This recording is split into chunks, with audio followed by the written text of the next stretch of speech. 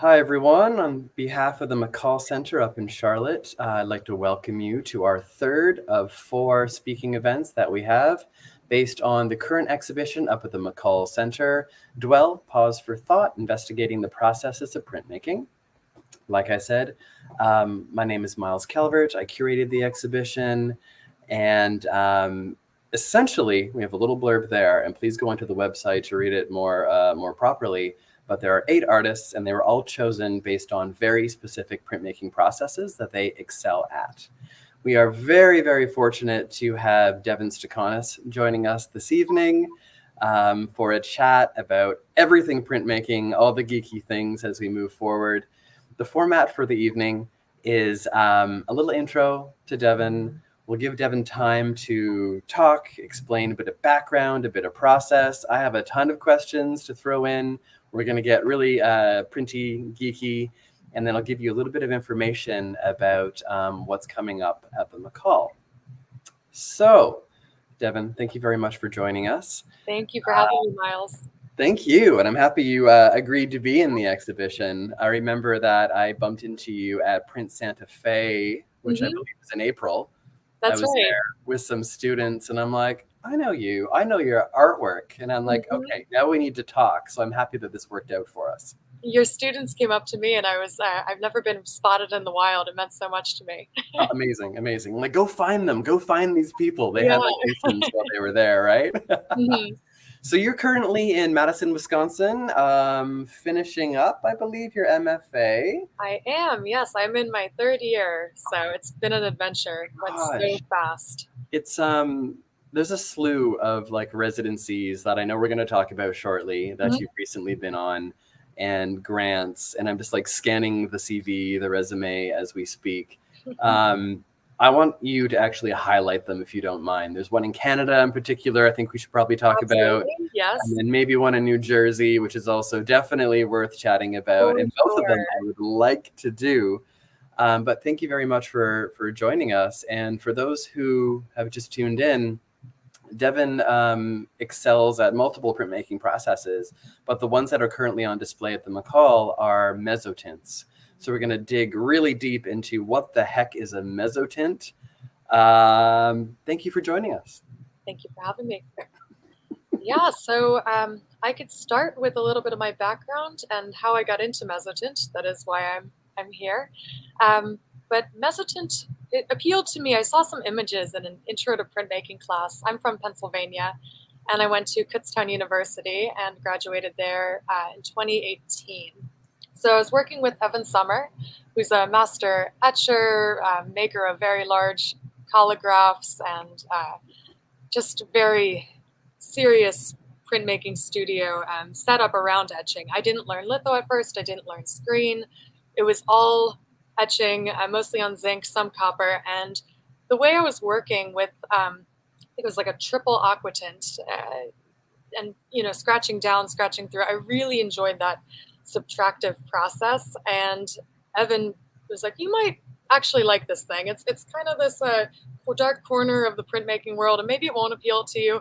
And I couldn't get enough. I found some. I was looking at them. I shortly after hunted down everyone I could find on Instagram or on. I think I joined the Mezzotint Facebook group and just started posting, asking questions. And it's one of those things, if you don't have someone to show you, it's so tiny, so tedious. I think the only way to learn is to kind of tumble through it and just trial by error and make a lot. So I should introduce the process. It is a manual printmaking process in which the plate, the copper plate, is prepared without a chemical. So you are roughening the surface of the plate with a tool called a rocker. This is my child. Beautiful. 5-inch AC Lions, 85 tooth. So it's a process where you are physically laying a series of burrs in tracks across the plate. So it's kind of a rocking motion. They call it rocking the plate, and it creates a dense network, a field of divots in the plate, which will hold a ground that is completely black. And then you scrape and burnish to pull the image up out of that. So carving an image out of the dark into the light. I always I feel like that's very poetic. You briefly mentioned really quickly aquatint. For those of you who don't know what aquatint is, that is the chemical version of putting a matrix, a flat across the tone texture that will eventually, once you dip your plate into an acid, creates little pockets of information, pockets and holes, which hold the ink. So when you ink it up, it becomes a flat, hopefully black, but depending on your level of etching, right? So I'm intrigued about this whole mezzotint process. I know about it. I've given it a go. I don't have the patience for it at all. Maybe in the summer, in the shade, yeah, on the patio kind of situation. Like, it takes a lot of time, a lot of dedication, and you're rocking it. That was a really bad joke, which was not intended. That's okay. No pressure. Oh, so puns. So can you explain what we're looking at here? Sure, totally. So I got my start in printmaking, making images from the landscape that I was observing. So a lot of like dilapidated coal structures. I was in the center of Pennsylvania, so a lot of industry, a lot of remnants. And I kind of started becoming more interested in 2019 and 2020 about constructing my own scenes and trying to get this the same energy, the same kind of entropy of material, but then having a little more agency and being able to prepare the image in its entirety. So making things out of cardboard and tape. I really like some like found materials. I like the aesthetic, and I like the idea of committing something through this very time-based, labor-intensive process, almost like this reverence through time, elevating something that is essentially garbage, trash material, or scrap, so to this very high place where it's now being fixed on a plate. So this image to the left is a work that I did last year. So I made a book for my qualifier exhibition at UW-Madison that had 13 mezzotints in it, which is quite a bit, which is why this plate is about 3 by 3 inches, and most of them are. And that's a pretty good size mezzotint. I've seen some that are, 2 by 2. They're little. You see some people, like Doug Bosley and like the mezzotint rocking army across the plate, and these 36-inch plates. I can't even fathom, and I don't think I want to for the sake of my wrist. Well, then here's my question for you, because I understand how labor intensive it is to rock a plate, multiple regions, multiple directions to get that flat. People usually grid their plate then fill and fill and fill. So I've done my research, absolutely. If someone gave you a pre-rocked plate that was 22 by 30, so you could do a full, gigantic, regular piece of paper, would you take on the challenge, or would you still be like, no, I prefer this? See, the challenge it's not that for me. I want to rock it myself. I think that's like really meditative time, and you can plan the image, think about what's going to go on it. You become attached. You just start to develop it that way. So you're also saying that you don't shy away from paying homage to the process and the energy and time that it takes to make a quality print. I don't think so. Yeah, I've loved, and that's something that's come up in my grad school process, just figuring out how do I streamline and make things with only so many hours in the day. But I love the time that you get to just dig in, and it's a really great.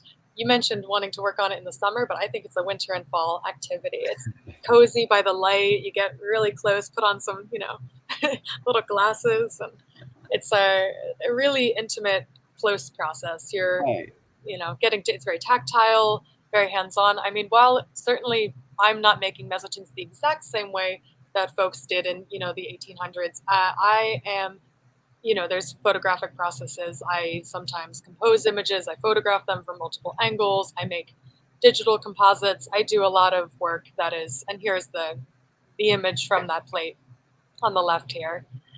But I do still, my images always come from life in that they are built out of material, and they're physical. They exist in the physical form. And we can see peer reference through color and through material here. Like, that is clearly cardboard. going on, right? And we're getting a close look up at it. Would it be completely shameful if I read your artist statement from your website? Are you okay with that? I'll just cringe to the Just close side. your ears for a second, because I think, like, I've read it a few times, obviously, but it's so relevant to what we're talking about. Sure. So I'm on devonstackonis.com/statement for those who want to follow along. I'm drawn to imposing elements on the natural landscape, such as abandoned structures, machinery, cemeteries, and monuments. These subjects generally evoke a sense of stillness or isolation, but also suggest power or importance, even long after they have been stripped of the purpose of which they were built. I'm compelled by the quickness with which they transition from being essential to obsolete, serving now as little more than shrines to the passage of time. Ooh, good statements. Once powerful and commanding forms can become almost comical and diminutive, nothing more than characters in a personal narrative. If not documented, these dreams and memories will also fade. And then you get into like my work.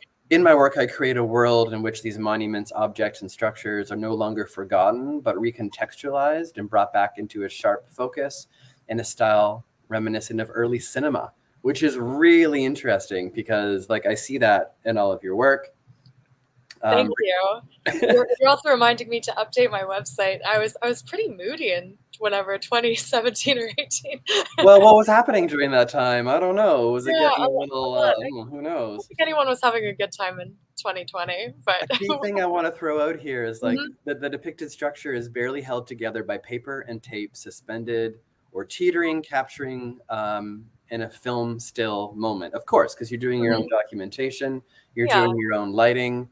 It's a really nice pairing of like thought and imagery, and then taking it down to this scale. Yeah, But thank you. originally starting absolutely huge and Yeah, no, the stuff that I'm making now, it references the landscape, but in a really loose way. I feel like it's more about the action and the crumpling and the documenting something that is falling apart in multiple stages, and just keeping a record of it, like being aware, really close looking and observing the material stuff. And the one to the right, actually, I found just before I hopped on the Zoom call with Myles, I found the model for this piece, and it's so funny to look at. love Like, to see it. it is something, I wanted to make something that wasn't really anything, but it was also somewhat, let me get in the camera, had a support system, almost like a series of ramps and like one main object. But I wanted to think about ephemerality as something that's either like forming or it could be falling apart. It's sort of in this in between, and you can see multiple things in it. I get grand piano a lot. I get strange skate park. I don't know, but I liked focusing on it, without trying to make it look like something. I could just make it look like what it is. And Like what it is. Like observational drawing is so underrated and so vital and important to the practice. It's that whole, your hand skills are still really needed in the majority of art practices, if not all, right? This one's printed in color. Do you normally print in black and white? I do. So I usually print in black and white. I've been doing that for a while, especially the work that I was originally doing, the industrial stuff. But when I printed that one in black and white, it looked like so much like a building. And I think I'm in this very industrial building, very brutalist architecture on campus. So that's where my studio is currently. And I think it just reminded me of that building. I printed it. I was like, oh, that can't be black and white. So I'm happy with the way it reads as cardboard in sepia. Yes. I believe there's one other sepia print I have in the show at McColl Center. So we have 4 of them or 5 of them on display? We have 4 of them. 4 of them on display. Yeah, Right. One should be in sepia. Yeah. Okay. So yeah, this is going back. I had a lot going on at this time, and I made this image in Pennsylvania. I started to, think about the bridges, and there's a lot of collapsed dams and bridges in Pennsylvania, as any post-industrial landscape. But it's interesting going to some of these sites. I spent a lot of time outside looking, and I was a print technician at Bucknell University for 2 years. So around that time, that put me in the center of the state, when before I was a little further east. Right. So moved to the center of the state, great hiking, great, like, it's really close to Centralia, so I spent a lot of time there, and that's kind of informed some of the stuff I'm doing now too. But thinking about these places that have yet to recover or have been sort of somewhat brutalized by industry, especially coal mining. And my family, going back on both sides, my mom's and my dad's were working in the coal mines, for a very long time as immigrants from other places. And I just kind of got interested in that. But this body of work, when I moved from observing directly to creating these miniatures, it was right around COVID. So this is a 2019, I believe, or 2020. But shortly after this, I remember just being in my studio a lot more, watching the light come in, folding lots of paper, and it just started to feel more authentic in a way. Like I'm not copying pixel per pixel off of a photograph that's Well, taken. that feels like what so many professors and studio printmakers had to do. Like they had to quickly pivot, right? And like, okay, Totally. what can you find in the garbage? What can you make and construct? And then, So, you know, it's really exciting, but some yeah, amazing work came out of it. sure. Even though, in my experience, it was quite doom and gloom, but at least it was well rendered. Thank you. Well rendered doom and gloom. Yes. No, and I feel that like God, I can't even imagine what they anticipated was coming to the program at UW-Madison because my portfolio was so moody. I mean, it was just, I mean, it's my work still is, but it was so, it was all created during COVID, and I was Right, right. miserable. That prompted my grad school application. I didn't have much going on. My contract ended with Bucknell. I helped send the at-home printmaking kits away, and then Yep. I was done. And then I kind of had another year in central Pennsylvania where I kind of like a layover period. But I'm glad that I had that time. But I spent a lot of time just working at friends' print shops and Yep. hiking and photographing But and isn't that like a perfect PhD direction and program, is to like look at the history of print portfolios and applications to see all the blips depending on what was happening in the universe at totally. the time? I bet you anything. Yeah, totally. There's a clear reason why like I paired people Mhm. for this exhibition who I thought would just complement each other's work. And last talk we had Ariadna Abadal and Jenny Robinson. And Jenny Robinson's work, which is large scale industrial hangars and Mhm. architectural spaces, and again, things that are in the process of falling apart very, very slowly, but through rust and through just, I don't know, gravity or whatever you want to call it. Totally. But then she'll take it and then she'll flip it and create symmetrical pieces with it, which just kind of Mhm. takes it into a different realm completely. So when people come to the exhibition at the McColl, they Mhm. see these gigantic architectural pieces in an architectural space, which is quite unique. And then they Mhm. see the exact same thing, a slightly softer at a smaller scale. Such an interesting little Yeah. there. I mean, I've been hugely influenced by her work. I think in a very early artist statement, when I had to write one, in undergrad for the first time, I dropped her name. I was so Yeah. into those architectural structures. I was looking at imagery that was somewhat, in a state of decay, and here's my skull. Speaking of decay and very topical for the time of year, Yeah.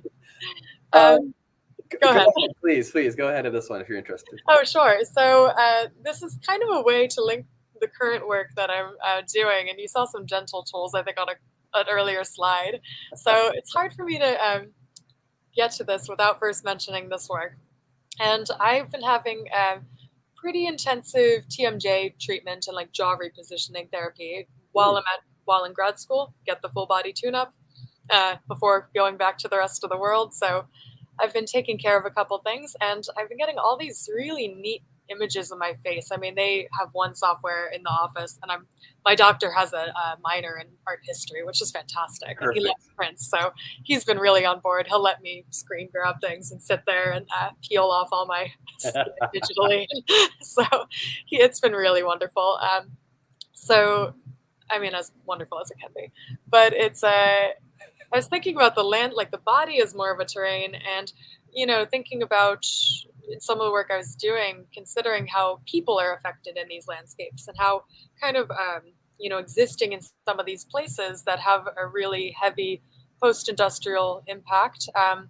how those communities continue and how they continue to be affected in those ways. So I guess I was thinking about more of a human, you know, treating the body as a landscape. And, you know, we are products of our environment. And I feel like if you exist in a place that has been kind of mistreated, or it's some of these more bleak Pennsylvania towns that it's hard to inspire like good health and well-being when you're looking out at you know, waste piles and orange rivers and like Well, it's I'm getting Aaron Brockovich flashbacks. yeah Phenomenal movie. yeah a good pop reference, cultural reference. hmm And I want to show the next slide in a please second yeah before we get there, and it makes sense. But is hmm this 5x7 or 4x6? This is I Around think there. probably whatever size. I cut this copper down to a drawing, so I think that I didn't adhere to a standard. Doesn't matter. It doesn't matter. Just It's about roughly judging by your hand. This is yeah, one of the yeah, bigger yeah. mezzotints, I feel. It is, yeah. This is, I have a couple 9x12s,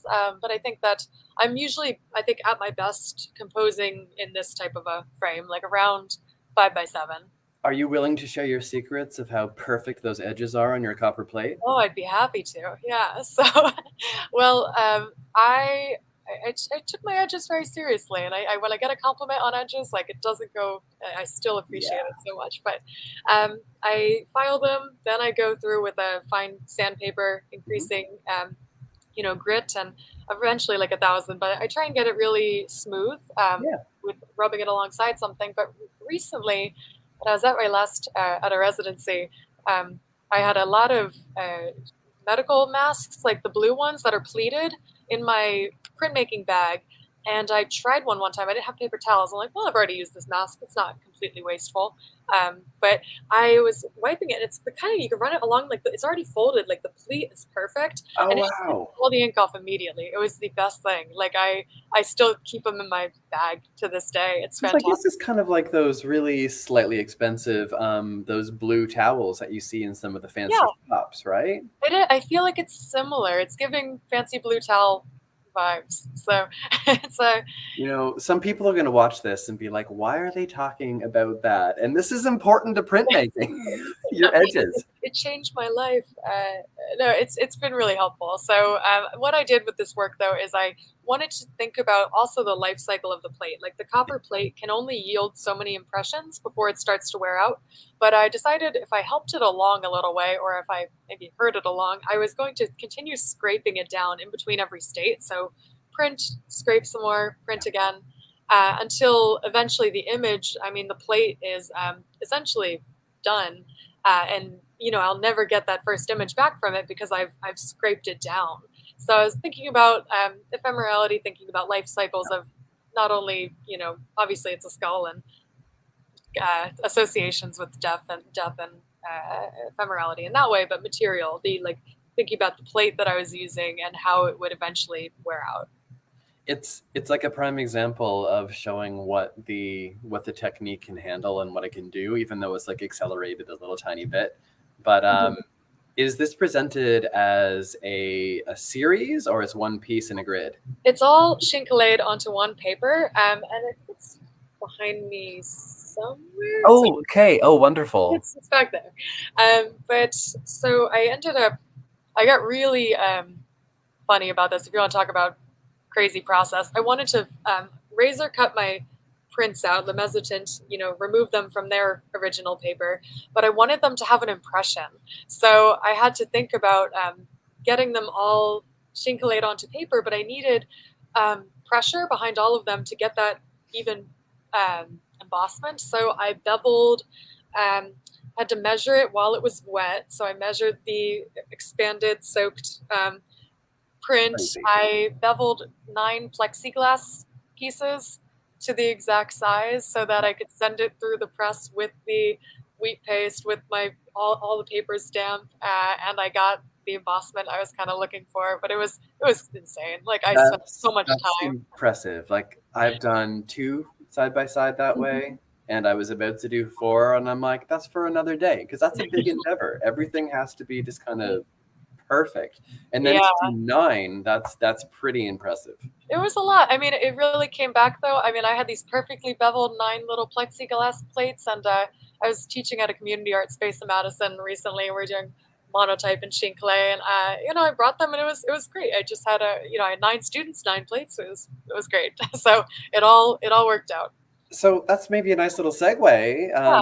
talking about your current experience working at Tandem Press. Yeah. Oh my God, it's such an honor to work there. I knew about Tandem. I came from the East Coast. I had never been to Madison prior to applying to grad schools, but I had friends that went through the program at varying years in the past, and it was really wonderful to uh, visit Tandem when I first got here, and then eventually connect with them. And so I've had 3 positions in my time at UW. I've been a printmaking facilitator in the digital lab, so I was like a instructional support.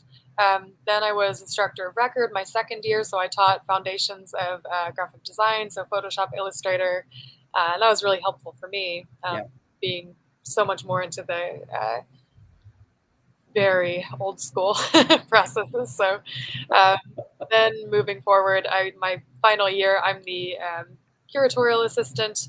So I work up in the shop there. I work in the gallery side, and I handle some of the inventory stuff, managing the database. I'm learning a lot about just how to maintain an operation of that scale, and it's so impressive. I mean, they got back from Print Week in New York last week. I held down the fort in Wisconsin, and it was great to be just really interesting to be involved in I this. think it's like really vital to note the success of so many of these presses is because there's such a strong, I don't want to call it back of house, but administrative, organizational side to it. Absolutely.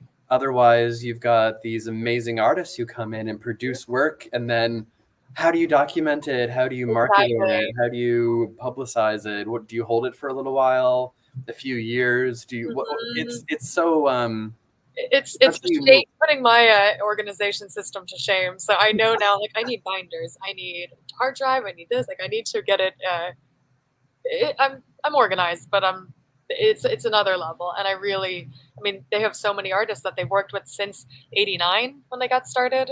So it's been a really long-term operation. They've had great success, and this week we had Jeffrey Gibson in to sign his edition, and it was so cool to meet him and hear about what he's doing for the Venice Biennale upcoming. So it's really awesome. It's an exciting opportunity as like a grad student to see all of that going on and all that experience. Now, correct me if I'm wrong, but Tandem is a really prime example of working to the artist's needs, opposed to this is what we do at this shop. It doesn't quite work that way there. It's more like, what do you need for your print? Is it technology or is it back to basics? Do you have any isms? I mean, since they worked with, I mean, Judy Pfaff, I think she's a great example. All of her work, different papers, different materials. Now they're adhering kind of like things to like vellum and plastics, and we've worked with Alison Sarr and printing on different materials and found objects and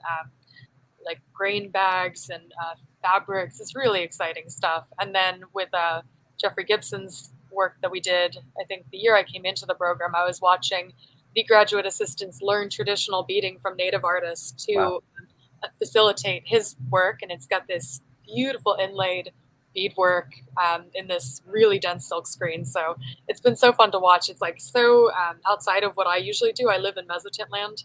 90% of the time. So it's so great to be exposed to that. Well, there's that fine balance between being a creative artist and individual, and then also having to be in printmaking a chemist and a problem solver at the exact same time, so that you have these professionals who are just willing to work with artists who don't necessarily know a thing about printmaking. Is the most exciting part for at least me. And I'm so excited that Tandem will take the time to figure out what is the perfect adhesive glue to use for this material and this material to make it archival for 50 plus years. Exactly. It's so scientific. I mean, it's very exact. I don't work in the downstairs shop, but the other graduate counterpart here, David Love, does, and I love watching what they're up to. Mixing nothing for an edition of 50, and it's got to be this exact. But yeah, some of the processes, the things that they're willing to take on, I haven't seen other shops doing to that extent, working with alternative materials that way. Well, sometimes you and I, we're printing out etchings or like a silk screen. I said silk screen, shame on me. Screen print. That's Dave DeMarchi's fault. That is totally his fault. Screen print. That's okay. I think I may have flipped earlier too. So it's sometimes all I really have to worry about is a layer of glassine between flat prints. And I'm like, that's enough of a pain for me to think about. But what if you have an inlay 3D item? Then you're suddenly printing, like 3D shelving units to transport the work. Like that's the geeky part that I really get excited about. Exactly. Oh, I've more recently gotten into books, and I'll talk about that in a little bit. But God, I'm using like the Node Lab here, the laser cutter. I'm like laser cutting all these tiny pieces to assemble these large moving pieces for books. And I guess if mezzotint's, tedious in its own way, but I think book people and like letterpress people and like it's all in the same family. It is. Yeah. Like these two pieces that I just put up are just two very different examples again of scale. Are these earlier pieces? They are. So the one to the left, I made in my last year in Pennsylvania, I think 2019. So one of the ones where I was just switching over from like recognizable forms, observed stuff in the landscape to some of the more abstract things that I'm doing now. But I was looking at, and obviously the one to the right is certainly, I think, a pretty obvious COVID 2020 piece. And like, I live with 5 people above a restaurant in a rented house, and I was ready to make a move.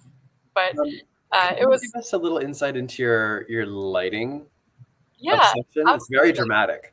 It is. So I typically set up. I think the one to the left was tail end of summer, so I had really great natural lighting coming in through a window in my studio. Okay. But I live in a brutalist building now, so there is not great natural light coming in from a really nice angle. But I do have lamps around. I use.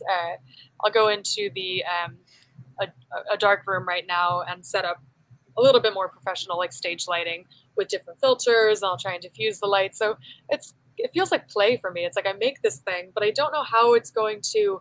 I have an idea of what angle I'd like to shoot it at, but then until you get in there, I just take like 50 so images and I move it and I move the light, and I like to watch what happens with the shadows, and it feels like you're just revealing different potential images. Like that's a shout out right there. You said something like 50 different images, and I'm like, yeah, that makes a lot of sense to me until you find the hottest ones that you whittle down to. Yeah. I'm like, students, listen up. Your one shot doesn't quite do it. Right? Yeah, so I was doing a lot of that at the time. And yeah, it's worked really well for me. That's been my process for a long time. Only recently am I going back to observing something, but it's only because the items that I'm observing now feel they are miniatures and they are models. They're just not models that I made. So it's a different, this conversation about what is yours and what do you have access to. I mentioned ownership in images before. Absolutely. And I feel like, like I've constructed these and the paper form does not exist. Or it may in my dad's basement somewhere, but I don't think so. It's without giving away any of your secrets that you don't want to give away. I know some printmakers are very like territorial in terms of like their inks and their mixtures. Oh, sure. Like when you're printing something that you want to show a lot of tone, a good tip is to add a little bit of ultramarine blue to show off some of the tones. Like that's a pretty common one. Like there's a difference in ink qualities that you use between like a dry point, an etched line versus aquatint versus mezzotint. Yeah. There's something different that you need to do to your ink for your mezzotint pieces. There is. So I think I fall into the, I believe a friend of mine got it from Carol Wax. Don't quote me on that exactly, but I heard it from someone who heard it from someone, and I use usually Gamblin Portland black with Charbonnel, just like a standard black. I've tried a couple. There's a number that I think I'm not going to try and give you the red number on this ink, but it's a little bit of plate oil then to taste, and it loosens it up a little bit. You want it to move across the plate, and really fill in these areas. I find that wiping with stiff ink also, you don't want to overwipe the plate. And I've had some issue, like as a young printmaker, if I could tell myself two things for mezzotint, it's like, you know, don't use tarlatan, or use tarlatan, but rub it up against everything, Yeah. get the starch out of there. Like I just ground down my images before I could really print them. I mean, Soak it, soak it, soak it. yeah. So that's part of it. I switched to, I love a Akua wiping fabric. It's like a real thin veil like stuff. The only issue is that it wipes up fast, but it moves so smoothly. It's like air hockey, across the plate. Like And it's air just, hockey. Great reference. it just glides. And once you're at that point, like when I start to see the image coming up, I switch to hand wiping. So I just try and keep my hands less clammy than usual, and I go to town, and it works pretty well. I think hand wiping is only something that you can gain experience, but it's doing it over and over and over and finding the right feeling. I find it so difficult to teach hand. It is. And I mean, that's the thing with mezzotint too. I never learned watching someone. I think I would have really benefited from that. Uh, but in a way, it's like doing it yourself. You almost have to. It's a real like solo journey, I think, figuring this out, because it's so tiny, and the things that you're trying to correct and see on the plate. I mean, I use a diffuser lighting system, so I kind of have set up like a very basic shower curtain material wrapped around a picture frame, taped to a light. Hey, that's perfect. It just casts a really nice even light across the whole surface that I can look at, and I can see what I'm doing. I can render it. Well, I'm curious if you've had any experience with it, because I just bought a tin of Cranfield Aqua Tint Black. Ooh. And that's the name of it. And the name itself just intrigued me. Yeah. So I've yet to open it up. But bold name. Yeah, that's making quite a few claims, right? So I'm gonna give it a go. Like I don't have really my heart isn't stuck on one brand. I kind of would bounce to what I need depending on what the plate needs. That kind of makes a lot of sense to me. Totally. There's all these great companies out there. I don't want to just support one unless they're giving me a ton of money, right? Like that's a different story. Yeah, I really like Gamblin. I've used a lot of their stuff. I love Gamsol is my favorite thing. Yep. Save yourself. Don't use paint thinner if you can afford it. I mean, I get a small jug of it, and it lasts me forever. So good.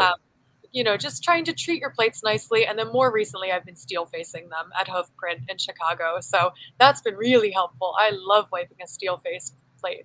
Whoa. So okay, could that's you new. briefly break that down for people who have no clue what that is? Absolutely, yeah. Steel facing is it's like kind of an electro bath. I can't talk about the exact. I've watched people set them up, and I've been around them. I just don't retain some of this information. But it's putting a thin layer of steel across the surface. You're kind of like electroplating it, so you have to have the plate incredibly clean. Muriatic acid or something, just really get everything to lift off of there. You want no grease. Sending it into this, and the voltage is all keyed up, and then you are carefully, kind of zap it while it's in this mixture, and it will adhere the metal layer on top of there. So you get a nice steel. It's like iron, I believe, and a couple other components. So it gets a really, really thin layer so that it doesn't fill the pits. If it's too thick, it will. But if it's very, very thin, it's just going to set into your image as like a protective coating, and it'll hold up a little bit longer. So I did a larger edition of like 50 prints on a mezzotint last year, and it's a journey. You have to like listen to it. It might need to be wiped a different way at 25 prints than it did at 5 prints. And you just have to be like receptive and and that sounds so ridiculously silly, but I absolutely know what you mean. Like your ink, your pressure might have to change a little bit. The dampness of your paper might have to ever so slightly be adjusted. It's everything. I swear, students don't believe me half the time, but things like that happen. If you stand on your left foot versus your right foot that day, you're going to print better. Oh yeah. It's so individualized, and it has to be learned, and the only way to do it is time. I mean, I would love to have told myself some of these things, but I don't think they would have been valuable points to make. Yeah. Maybe at that point I wasn't ready to hear them. Yeah, exactly. Hey, So this heavy yeah, piece that we put up is one yeah, of my personal favorites for multiple reasons, if you know my thank artwork, you. but it's Uh-huh. I'm into furniture and recognizable pieces, and this is just leaping off the page, and it's gorgeous. This Thank was made you. out of paper first? This was made out of paper first. I was actually in a portfolio, how I met Jacob Taylor Gibson, where we put a portfolio together this year. But I believe he was still Lafayette, perhaps. But he organized this portfolio. It was about grieving and coping and loss, and it was like kind of hand in hand with COVID. And I had been sequestered in a very tiny apartment with some friends and a partner at that point for a while, and I wanted to, instead of like something outside and industrial and sad, I'm like maybe I want to like get inside the domestic space a little bit, and that was new for me. But this is one of my favorites as well, and I would like to do something perhaps in the future again. But I was looking around the room surveying. I'm like, all right, what is the saddest thing in here? And I just thought about, I saw the little mid-century dresser with like one drawer open and like a sock hanging out. I was like, I could like, make that in a little more personalized. I could give it like a personality. So I made a miniature of it. I also lived above a restaurant. So when COVID happened and the restaurant closed, there was all kinds of restaurant furniture, bar stools, tables, all up in the extra rooms, up in the shared housing. So like there was, anytime you walk through there, it's like a different arrangement every day. Like Yeah. tables on top of chairs, on top of, and I just was You doing a became lot of like drawings of those. hyper observant of your immediate surroundings. Totally, I think we all did in a way. It's just I don't remember a time I spent so much time in my living room, so which was also my bedroom.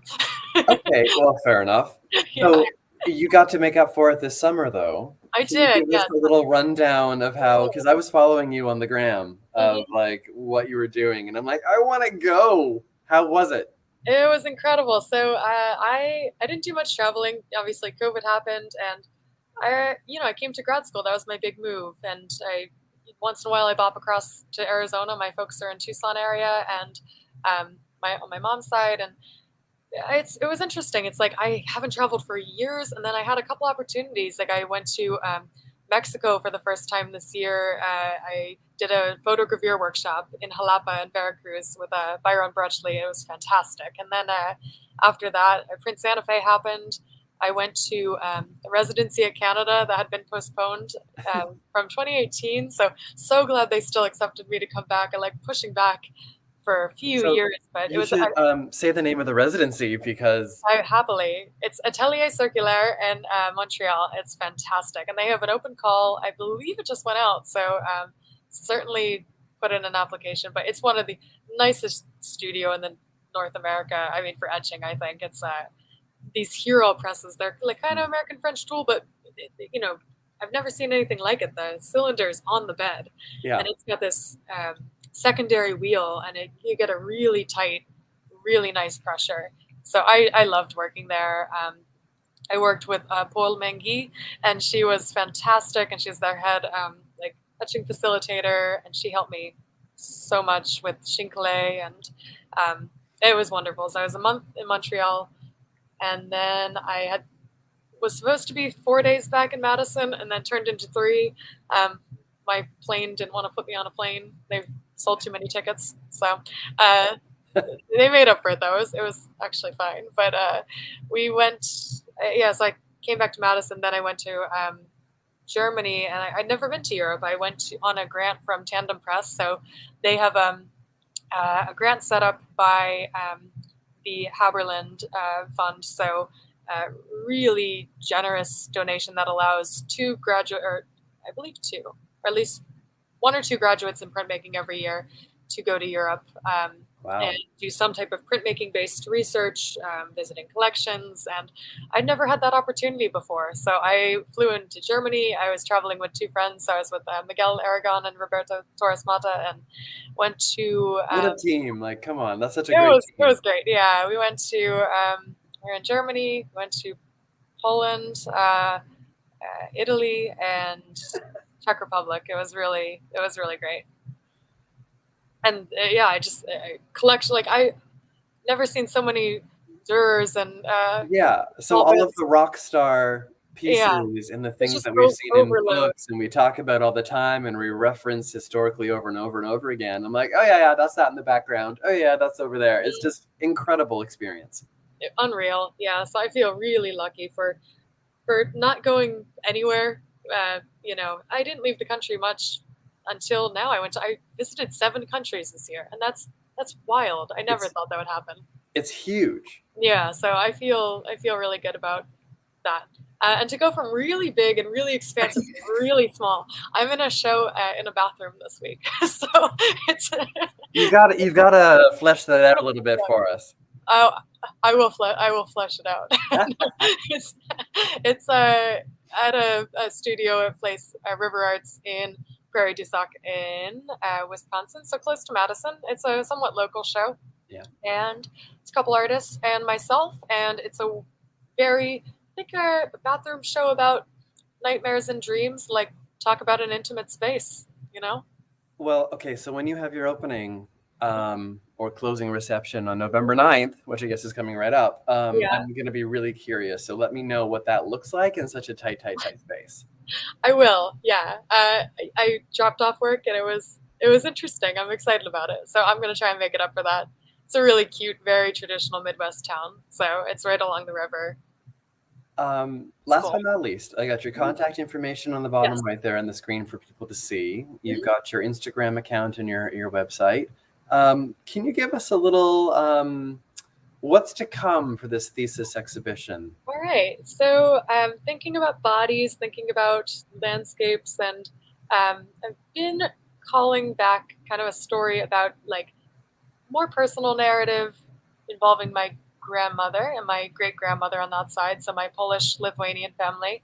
Um, but they had all of their teeth taken out really young. It was a really strange thing that happened. Like 13 kids, all teeth pulled before they were like 10. It's crazy. Wow. So it's really like intense thing that happened. But I was starting to think more about teeth, and I have braces currently on the bottom, and it just like these shifting spaces, landscape, thinking about control, some of the shared language, like you know, removal and extraction and pooling and drilling and all this unpleasant stuff. But I just sort of I'm thinking about within a more personal way, looking at the landscape and trying to find a way to talk about dreams and talk about this kind of steady flow of information and the way like intuitively I'm interpreting my surroundings and the way that I feel in them. Mhm.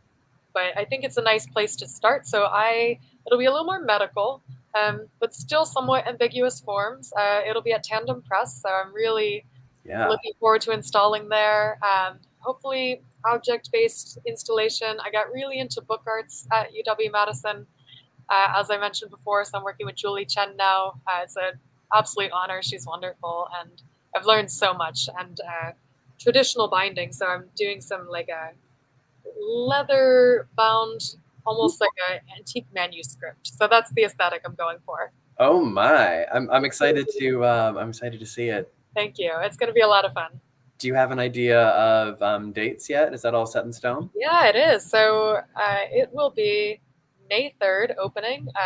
So that is a Friday night at Tandem Press from 5 to 8 p.m. And I think I open on the 13th of April. So coming Okay. up, yeah, it's in the near future. That is in the near future. It's a Yeah. little closer than we all think. That's Oh, one thing good about academia is like they get their schedules down for their MFA openings. It's like good. absolutely. No, I mean, to talk about the 5-year plan, I think I have my 10 kind of outlined loosely. It's subject to change, but I'm very excited about it, and I'll be headed back to Arizona actually shortly after that. So I'm going to be leaving Madison. Somewhat bittersweet. I've really enjoyed it here, but Of course. I'm going to be moving to a small mining town south of Tucson and starting a studio with 2 colleagues. So really, That really is excited about that. incredibly exciting. So please keep us Yeah, updated with updates, updates obviously, game plan, what yeah, the whole situation is going to be like. Um, yeah. It'll be Devin, slow to start, but I'm really, really looking forward to being out there and just yeah, feel like starting something. it's going to be the hustle, but nothing harder than you've already done for the MFA program. So you got it. I'm ready. Yeah, I feel good about it. Hey, Devon, thank you so much for joining us for this like 50-minute chat, which went better and longer than I thought it was going to go. I'm so glad. Yeah, thank you so much for having me, Myles. I appreciate it. And thank you for curating this exhibition and including me. We're It's a great honor. grateful to have you in the exhibition. So this is a shout out just to everyone to please come check it out. Our last little bit of information here is that the exhibition closes on Friday, December 15th, but believe it or not, that will sneak up on you. Our next and final fourth artist talk is with a Canadian duo. We've got Erica Walker and Emma Nishimura.